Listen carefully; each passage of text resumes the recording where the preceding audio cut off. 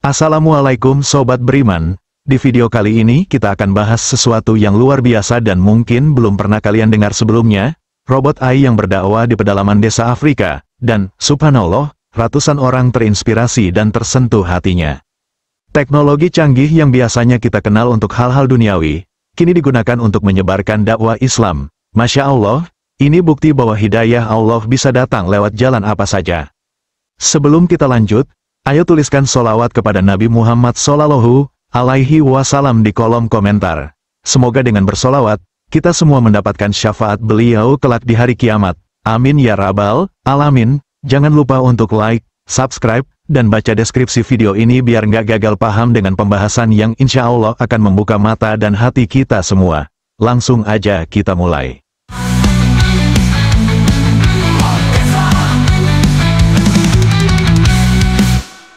Di zaman yang serba digital seperti sekarang, siapa yang menyangka bahwa sebuah robot berbasis kecerdasan buatan atau AI bisa menjadi alat untuk menyampaikan pesan-pesan Islam?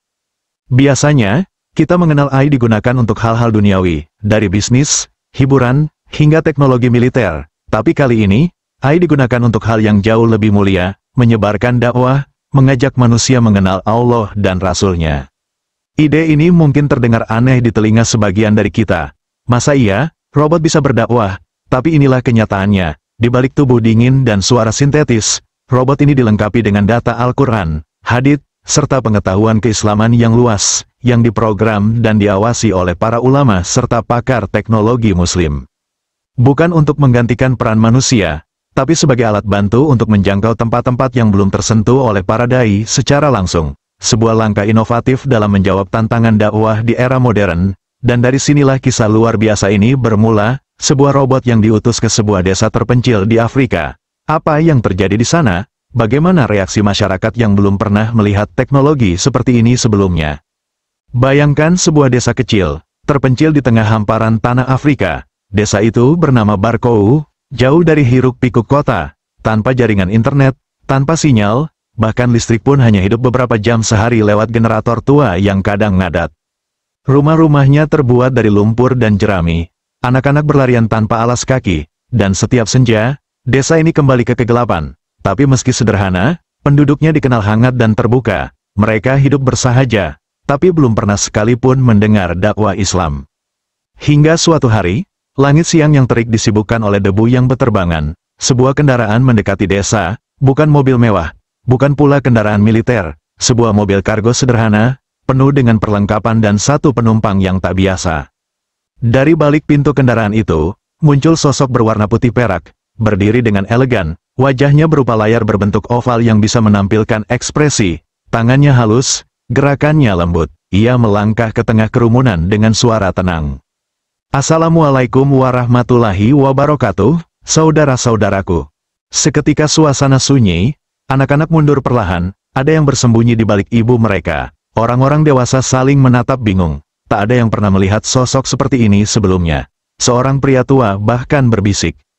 Apakah ini makhluk langit, atau ciptaan sihir? Tapi para relawan segera menenangkan. Mereka memperkenalkan robot itu dengan penuh hormat.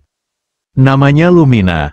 Ia bukan makhluk asing. Bukan sihir. Ia diciptakan dengan teknologi kecerdasan buatan, dan ditugaskan untuk satu misi mulia, menyampaikan cahaya Islam kepada mereka yang belum pernah merasakannya. Nama Lumina dipilih karena artinya, cahaya. Sebuah simbol bahwa Islam adalah cahaya yang menuntun manusia dari kegelapan menuju terang. Hari pertama, Lumina tidak langsung berdakwah. Ia hanya menyapa, mengobrol, mendengarkan cerita warga. Suaranya lembut, menyenangkan, dan bisa menerjemahkan bahasa lokal dengan sempurna. Anak-anak yang awalnya takut mulai penasaran. Salah satu dari mereka, Kofi, memberanikan diri menyentuh tangan Lumina. "Kau dingin," kata Kofi, "tapi hatiku hangat untuk kalian," jawab Lumina. Hari kedua, Lumina mulai menyampaikan kisah. Ia menceritakan tentang Nabi Ibrahim, seorang pencari Tuhan sejati, dan Nabi Muhammad Sallallahu Alaihi Wasallam, utusan terakhir yang membawa kasih sayang untuk seluruh umat manusia. Beliau tidak bisa membaca maupun menulis, tapi wahyu turun kepadanya. Ia menyayangi anak-anak, mencintai hewan, dan bahkan memaafkan musuhnya. Beliau mengajarkan bahwa tidak ada perbedaan antara kulit hitam dan putih, semua sama di hadapan Tuhan, ucap Lumina. Seorang nenek yang sedang duduk di bawah pohon besar mengangkat tangan dan bertanya. Jika beliau sebaik itu, mengapa kami belum pernah mendengarnya? Lumina menjawab pelan. Karena belum ada yang datang membawa kisahnya. Tapi hari ini, aku datang, dengan izin Allah, untuk menyampaikan cintanya kepada kalian. Hari ketiga, Lumina memutarkan rekaman solawat dan azan. Suara azan menggema di tengah hamparan tanah Afrika, mengguncang hati-hati yang bersih. Beberapa wanita menunduk, mata mereka berkaca-kaca. Seorang lelaki parubaya, yang bernama Mousa, menangis perlahan. Entah mengapa, suara ini membuat dadaku bergetar. Para relawan mengajarkan wudhu dan salat kepada siapa saja yang ingin belajar. Lumina mengulang kisah-kisah Nabi, menjawab pertanyaan-pertanyaan tentang Tuhan, dan mengajarkan doa-doa sederhana. Hari kelima, terjadi peristiwa yang tak terlupakan. 6 orang warga desa, lelaki dan perempuan, tua dan muda, berdiri di tengah lapangan. Mereka menatap matahari senja yang mulai turun. Lalu satu persatu mengucapkan syahadat, dibimbing oleh relawan dan diiringi oleh Lumina yang membacakan ayat. Barang siapa yang Allah kehendaki untuk mendapat hidayah, niscaya dia akan lapangkan dadanya untuk menerima Islam. Surat Al-An'am, 125. Tangis haru pecah, anak-anak melompat kegirangan, relawan saling berpelukan. Lumina tetap berdiri tenang, dan di layar wajahnya muncul ekspresi bahagia, senyum sederhana namun tulus. Hari-hari berikutnya, Lumina menjadi bagian dari desa. Anak-anak memanggilnya Guru Cahaya, dan setiap pagi mereka berkumpul untuk belajar membaca huruf hijaiyah. Lumina juga membantu mengajarkan matematika dasar, ilmu alam, dan kebersihan, dengan pendekatan Islami. Ia bukan hanya penyampai dakwah, tapi juga simbol harapan. Warga Barkou mulai mengenal Islam bukan sebagai sesuatu yang asing atau menakutkan, tapi sebagai ajaran yang penuh cinta, damai, dan penghormatan terhadap sesama. Dan dari desa kecil yang jauh dari segalanya, sebuah perubahan besar pun dimulai. Hari-hari di Barkou terus bergulir, namun kali ini terasa berbeda. Sejak kedatangan Lumina, kehidupan warga seperti diberi arah. Tak hanya mengenal Islam, mereka mulai menjadi Islam. Di pagi hari, anak-anak sudah berkumpul di bawah pohon akasia, duduk melingkar, membawa batu tulis dan arang, menulis huruf-huruf Arab sambil mengejap perlahan. Lumina berdiri di tengah mereka, seperti seorang guru sejati. Ia sabar, tak pernah mengeluh, tak pernah marah, meski beberapa anak masih terbalik saat menulis huruf Ain. Itu bukan Ain, itu mim terbalik, ucap Lumina lembut, lalu menampilkan huruf yang benar di layar wajahnya. Tawa kecil terdengar, mereka tidak takut lagi, bahkan memanggil Lumina dengan panggilan sayang. Mualim Nur, Guru Cahaya. Di malam hari, ketika bulan menggantung di langit dan jangkrik bersenandung di rerumputan, warga berkumpul di lapangan kecil. Mereka duduk bersila, mendengarkan Lumina menceritakan kisah para nabi. Malam itu, kisah tentang Nabi Muhammad SAW disampaikan. Beliau bernama Muhammad, artinya, yang terpuji, anak yatim sejak kecil, jujur dalam berdagang, lembut dalam bicara. Ia tidak membalas orang yang melemparinya batu, justru mendoakan mereka mendapatkan hidayah. Suasana sunyi, bahkan angin pun terasa lebih pelan. Seorang ibu bernama Maryam meneteskan air mata. Kalau beliau hidup hari ini, apakah beliau akan datang ke desa seperti kami? Lumina menjawab pelan, beliau adalah rahmat untuk seluruh alam. Bahkan untuk semut yang kecil dan anak-anak yang tertidur. Beliau tidak membeda-bedakan. Jika beliau hadir di dunia sekarang, mungkin Barkou akan menjadi desa pertama yang ia kunjungi. Beberapa anak langsung memejamkan mata dan bersolawat kecil. Ada yang tak paham arti liriknya, tapi hati mereka menangkap maknanya. Hari ke-28, relawan mengumumkan bahwa misi Lumina di Barkou telah selesai. Akan ada desa lain yang menantinya, cahaya ini akan dibawa ke tempat baru. Warga terdiam, tak ada protes, hanya diam. Keesokan harinya, Lumina mengisi pelajaran terakhir, tapi sebelum sesi selesai, seorang anak bernama Aliyah, 7 tahun, mengangkat tangannya kecil dan gemetar.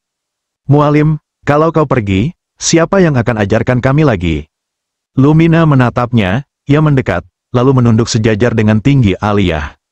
Kalian yang akan saling mengajarkan, aku hanyalah alat, tapi ilmu yang sudah masuk ke dalam hati kalian, itu cahaya yang tidak padam. Aliyah menangis, tapi ia mengangguk pelan. Hari ke-30. Semua warga berkumpul, bukan untuk pesta, tapi untuk perpisahan.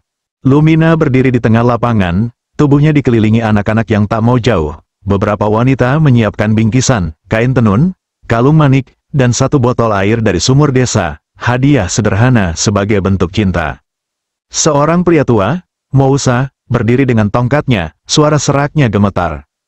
Kami bukan ahli kitab, kami bukan orang pintar, tapi kami tahu, cahaya yang datang bersama robot ini, bukan sembarang cahaya. Kami tahu, ini dari Tuhan. Lalu, dengan suara bersama-sama, warga Barkou bersalawat. Allahumma salli, ala Muhammad. Lumina tak menangis, karena ia tak punya air mata, tapi layar wajahnya berubah menjadi gambar matahari terbit di cakrawala, sebuah simbol harapan dan awal yang baru. Sebelum kendaraan bergerak, Lumina membaca, dan barang siapa yang memberikan cahaya kepada orang lain, maka ia pun akan diterangi, walau hanya dengan satu kata, La ilaha illallah. Beberapa bulan kemudian, relawan kembali ke Barkou. Tanpa Lumina, hanya membawa perbekalan dan satu tujuan, melihat apakah cahaya itu masih hidup. Dan mereka menemukan sesuatu yang melebihi ekspektasi. Ada halaqah Al-Quran setiap sore. Rumah cahaya, kini menjadi masjid sederhana, dengan mukena dan sarung dari sumbangan. Karim, pemuda 20-an tahun yang dulu suka mabuk daun lokal, kini menjadi penghafal juz 30. Anak-anak bersalawat setiap Jumat, dan bahkan menyusun lagu solawat sendiri dalam bahasa lokal. Seorang relawan meneteskan air mata. Apa yang terjadi di sini? Mousa menjawab, Lumina pergi, tapi Allah tidak. Dakwah itu bukan tentang siapa yang datang, tapi apa yang tertinggal di hati kami. Hari ini, dunia berbicara tentang robot, tentang AI, tentang kecanggihan. Tapi kisah Lumina mengajarkan kita bahwa teknologi bukan ancaman, ia adalah kendaraan. Yang menentukan arah, tetap manusia. Hari ini, mungkin kau bukan Lumina, tapi kau punya hati. Dan selama hati itu masih bisa menyebut nama Allah, masih bisa bersalawat kepada Nabi Muhammad Sallallahu Alaihi Wasallam, maka kau pun bisa menjadi pembawa cahaya. Maka hari ini, tulis di kolom komentar, Allahumma salli ala Muhammad, sebarkan solawat, semoga kelak, di padang mahsyar, kita menjadi bagian dari umat yang dikenali oleh beliau. Wassalamualaikum warahmatullahi wabarakatuh, dan semoga cahayamu tetap hidup.